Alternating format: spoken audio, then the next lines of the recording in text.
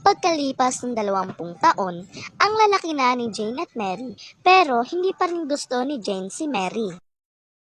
Sa buong buhay ni Mary ay lagi siyang inaaway ni Jane at hindi ito alam ng kanilang ina.